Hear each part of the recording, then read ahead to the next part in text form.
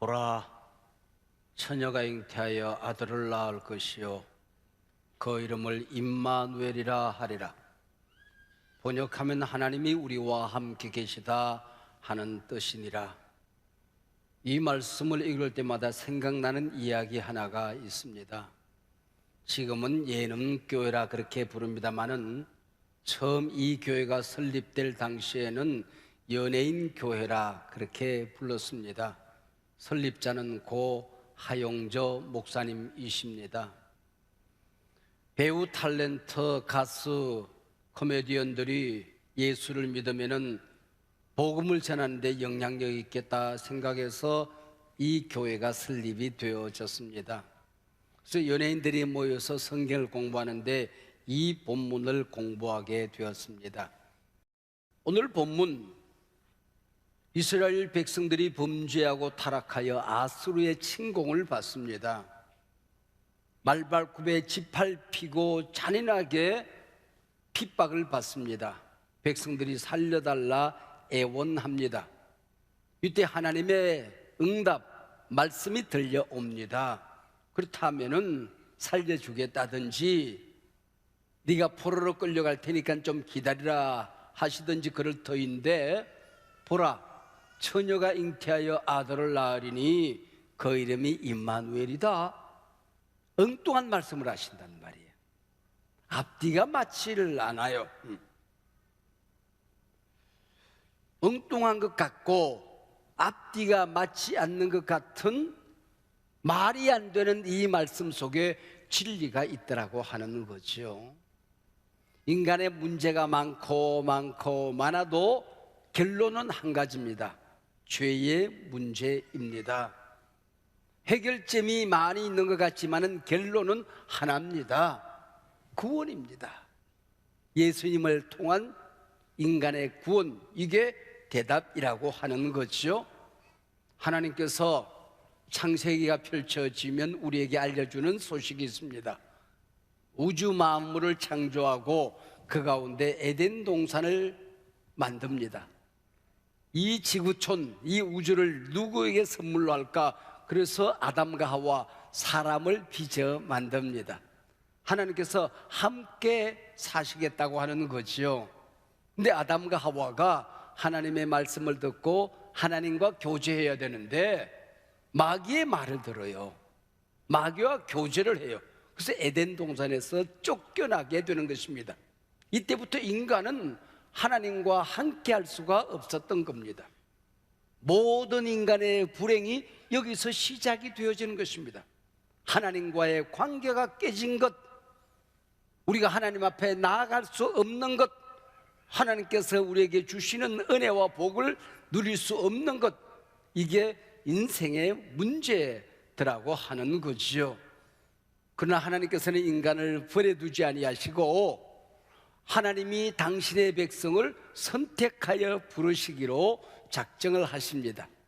그래서 믿음의 조상을 부르는데 그 이름이 아브라함입니다. 네가 아들을 낳게 될 것이다. 나이가 들어가는데 아들이 없어요.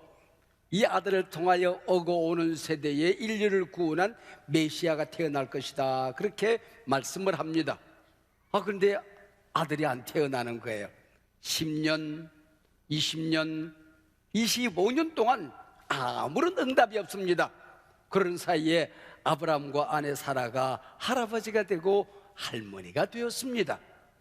우리가 잘못 들었난 갑이요. 그리고 있는데 하나님의 사자가 나타난 거예요. 내년 이맘때쯤 네가 아들을 얻게 될 것이다. 그렇게 말합니다. 그래서 두 부부가 킥킥대고 웃어요. 하나님도 모르는 게 있네.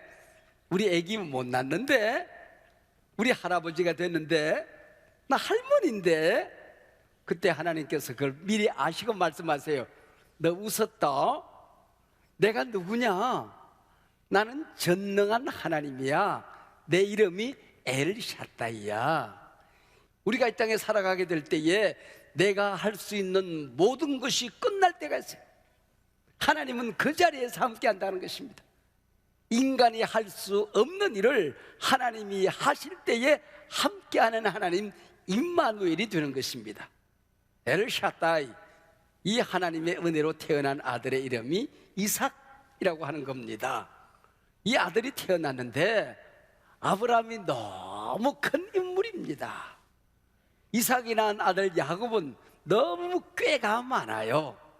너무 큰 아버지와 꽤 많은 아들 사이에 이 이삭이라는 사람은 낀 세대가 되어가지고 좀 유약해요. 나약해요. 못나 보여요. 문제만 있으면 도망가요. 광야에서 우물이 없으면 큰일 나잖아요. 우물을 파는데 이삭은 희한한 거야. 우물만 파면 콸콸콸콸 쏟아진다. 근데 마을 사람들이 와서 야, 너 우리 동네 왜 왔어? 우물 놔두고 너 섞어줘. 그럼 또 도망가. 또 다른 마을에 가서 우물을 파면 또 콸콸콸 쏟아져. 또 그 마을 사람들이 야, 너 보고 누가 우물 파라고 그랬어? 놔두고 너 가. 그럼 또 가는 거야. 한 번은 마을에 흉년이 들었어요. 먹을 것이 없어요. 그래서 도망가기 제기잖아. 이삭은 도망을 가는 거야. 나일강 유역에 가면은 물이 마르지 않으니까 농사가 되었겠지. 양식을 구하러 도망을 갑니다. 근데 애거까지 가면 큰일 난다. 그래서 우상들이 많이 있어요. 하나님을 믿을 수 없는 거예요. 그래서 하나님의 사자가 나타나서 이삭아, 애굽으로 가지 말고 여기에 거하라. 너 왜 걱정을 하니? 내가 너와 함께 한다니까. 내가 유약하고 나약하고 힘이 없고 못 배우고 가진 것이 없을 때에 염려하지 마. 내가 너와 함께해. 이게 바로 이삭과 함께하는 하나님이었습니다. 자, 그리고 그 아들의 이름이 야곱이잖아요. 야곱은 꾀돌이에요. 둘째 아들로 태어났는데 형님을 속이고 장자의 명분을 빼앗아옵니다. 눈먼 아버지를 속이고 모든 문서를 독차지하고 모든 재산을 갈취합니다. 그리고는 도망을 가는 거예요. 도망을 가다가 광야에서 덜베개를 하고 하늘을 이불 삼아서 잠이 들려고 하는데 하늘에서 사다리가 슉 내려오는 거예요. 하늘에 천사들이 4개 내려오네. 야곱아, 너 걱정이 많구나. 네가 지금 가는 길에 내가 함께 할 거야. 네가 그곳에 머무는 동안에도 내가 함께 할 거야. 너무 걱정하지 마. 네가 고향으로 돌아오게 될 것인데 그때도 내가 함께 돌아올게. 잠을 깼어요. 뭐? 하나님은 우리 할아버지 아브라함에게 나타나는 하나님인 줄 알았는데, 이삭의 하나님인 줄 알았는데 나의 하나님이 되신다고? 야, 나는 착하지도 않은데, 나는 간사하잖아. 아버지 속이고 형을 속이고 도망가는데 하나님 나와 함께 한다고? 때로 하나님이 우리가 연약할 때뿐만 아니라 착함이 없을 때에도, 공로가 없을 때에도, 자랑할 것이 없는 때도 하나님이 나를 자녀 삼으셨으면 나와 함께 하십니다. 이게 야곱과 함께하는 하나님이셨어요. 그래서 야곱이 하나님과 함께 고향 땅으로 돌아와서 아들을 낳는데 12아들을 낳아서 돌아옵니다. 그 12아들 가운데 이 성경은 특별히 요셉이라는 아들에게 많은 관심을 둡니다. 이유가 있어요.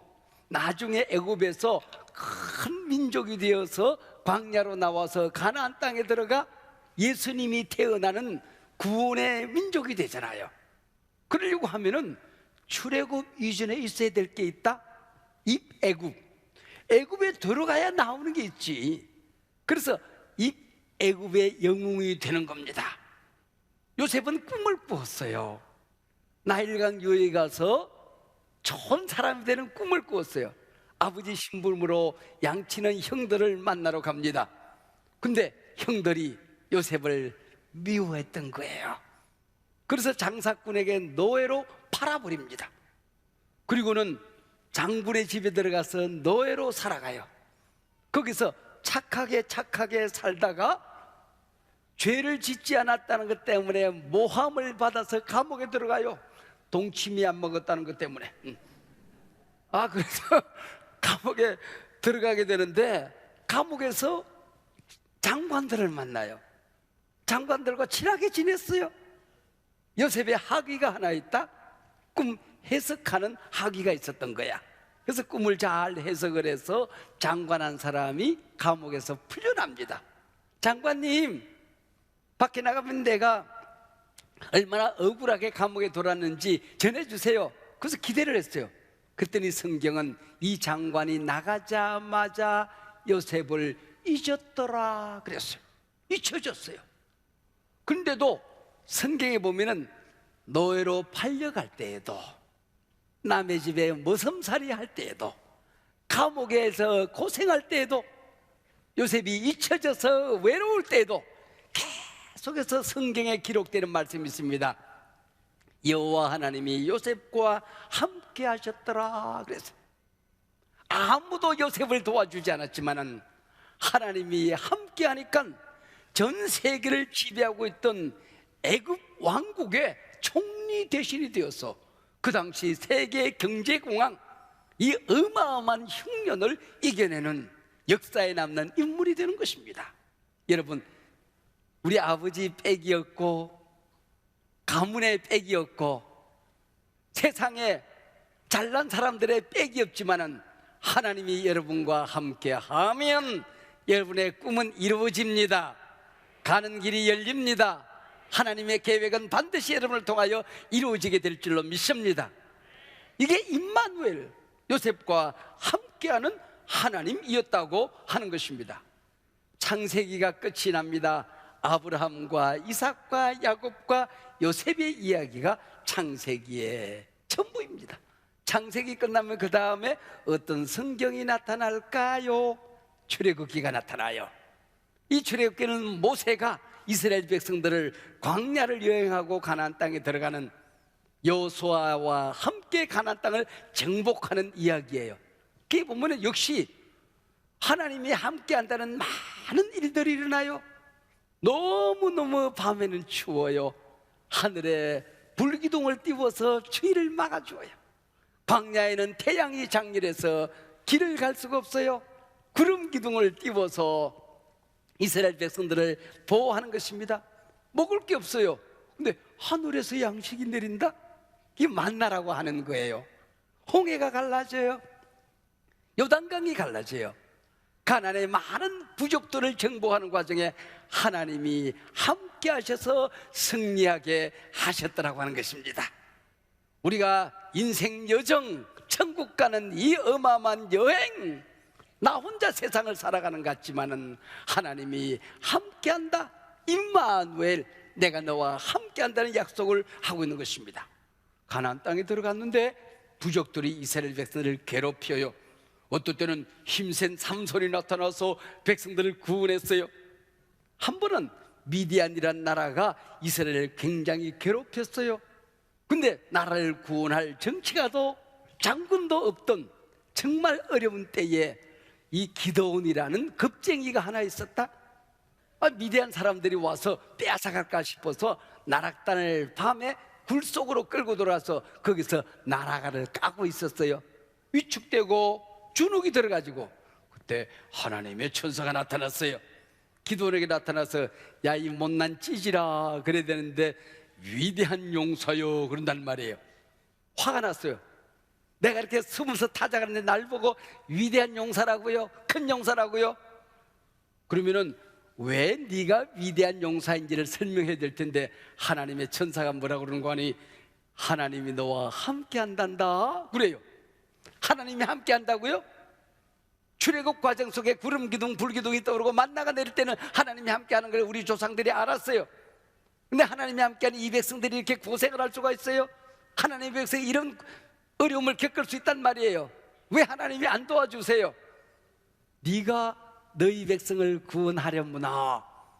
날 보고요, 내가 뭘 있다고요? 내가 가진 게 뭐 있다고요? 그때 하나님의 천사가 또 얘기합니다. 임마누엘, 하나님이 너와 함께 하느니라 그래요. 여러분이 이 세상 살아갈 때 어려움이 있고요, 힘든 일이 있고요, 대적이 많고요, 내가 해야 될 문제가 큰 게 많이 있지만은 하나님이 우리와 함께 하면 능히 이깁니다. 하나님이 함께 하면 모든 것을 가진 것입니다. 하나님을 잃어버리면 이 세상 다 가져도 나는 아무것도 가진 것이 없는 겁니다. 이걸 기도원이라는 사람을 통하여 함께하는 하나님을 보여주게 되는 것입니다. 자, 세월이 흘러 창세기, 출애굽기, 레위기, 민수기, 신명기, 여호수아 쪽에서 말라기까지 끝이 나요. 그리고 나면은 하나님께서 이제 내가 사람의 몸을 입고 이 땅에 내려가서 사람들을 구원하는 구원의 복음을 전해야 되겠다 하고 하나님이 사람의 몸을 입고 이 땅에 오시기로 작정하는 것입니다. 그건 구약에 함께했던 하나님이 실제 인간의 몸을 입고 이 땅에 오신 사건입니다. 오늘 예수님이 태어난 성탄절이잖아요. 예수님이 누굴까요? 사람의 몸을 입고 이 땅에 오신 하나님이에요. 와, 쉽다.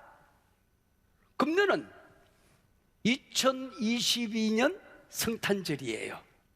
2022년이란 말이 무슨 말일까요? 예수님이 이 땅에 오신 지 주후 2022년이라는 뜻이야. 예수님이 오시기 이전은 어떻게 역사가 계산되어져요? 주전, BC, Before Christ. 예수 그리스도가 이 땅에 오시기 전 몇 년? 역사는 많은 사건들이 있지만은 딱 예수님이 태어나는 오늘을 기점으로 예수님 이전과 예수님 이후로 갈라지는 거예요. 이 세상에 많은 사람들이 있지만은 예수님 이후 예수님을 아는 사람과 그는 영원한 천국에 가는 사람과 예수님 이전 예수님을 모르는 사람으로 갈라지는 것입니다. 그래서 예수님이 이 땅에 오실 때에 하늘의 천사가 예수님이 누군가를 말씀합니다. 구약에서 많은 이야기를 하나님이 함께하는 이야기를 들려주었잖아요. 보라, 처녀가 잉태하여 아들을 낳으리니 그 이름은 임마누엘이니라. 번역하면은 하나님이 우리와 함께 계시는 뜻이라는 것이다우. 이 천사가 우리에게 알려준 거예요.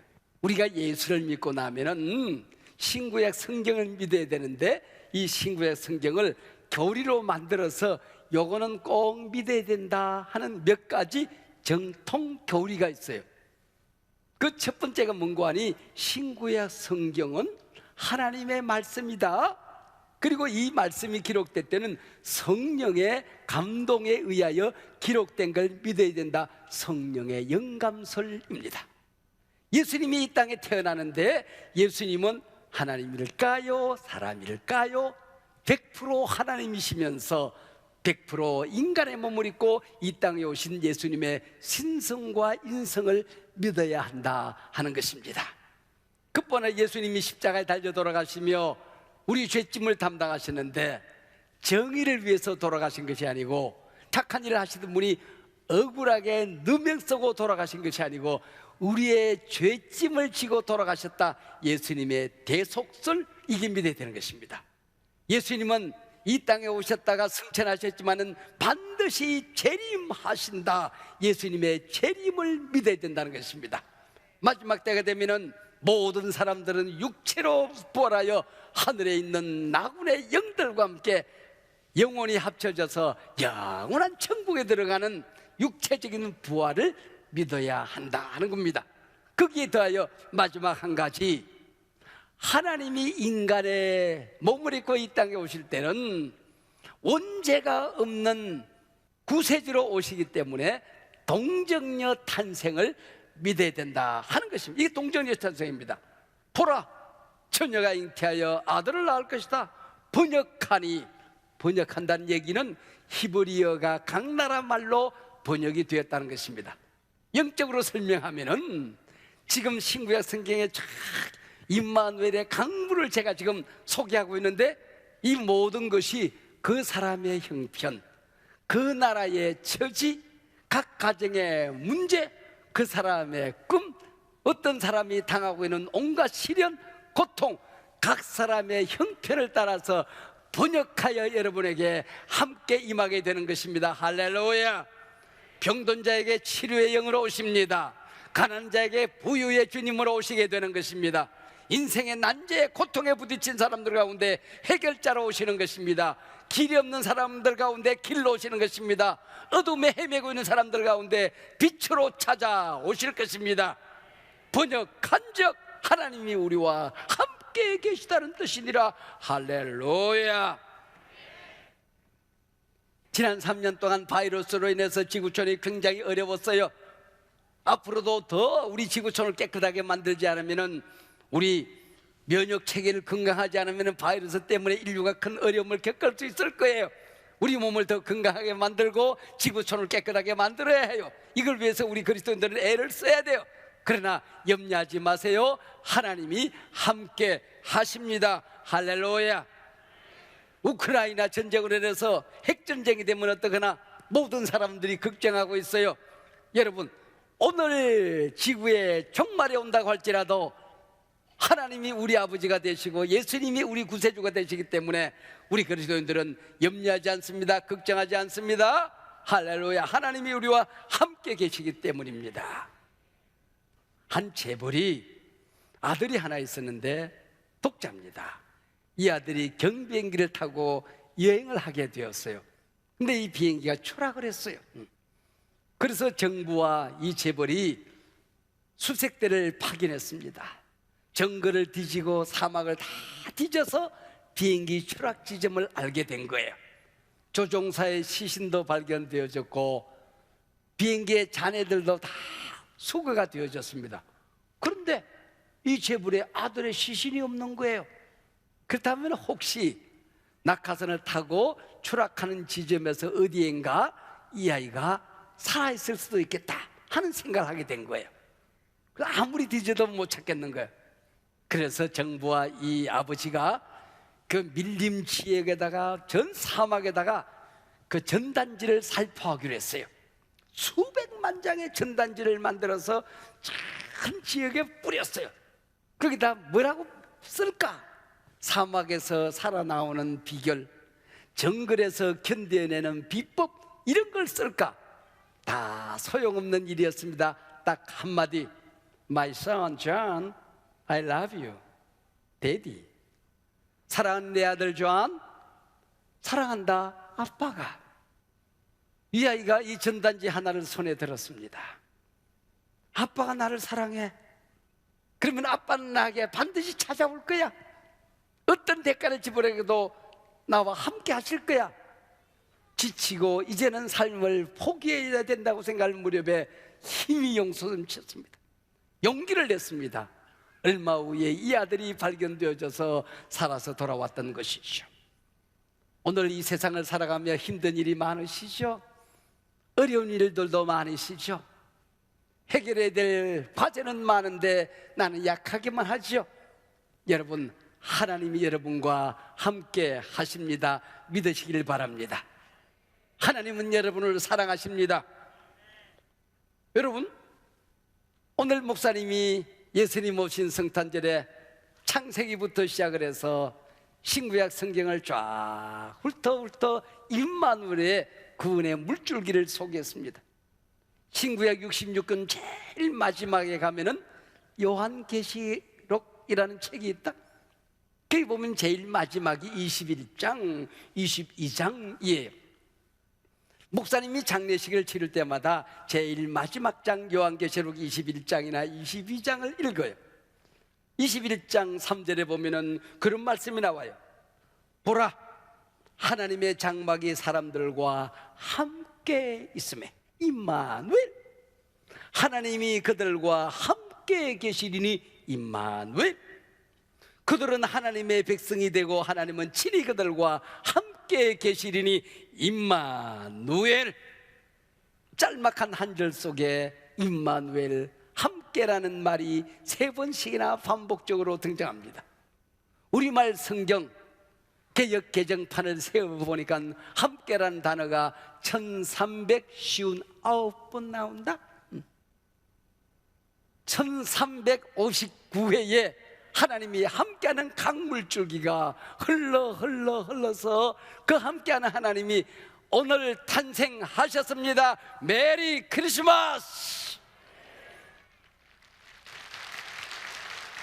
여러분의 마음에, 여러분의 가정에, 여러분의 형편과 처지, 문제, 고난, 고통, 모든 상황 속에 임마누엘 하나님이 함께하고 세상 끝날까지 여러분과 동행하실 것입니다.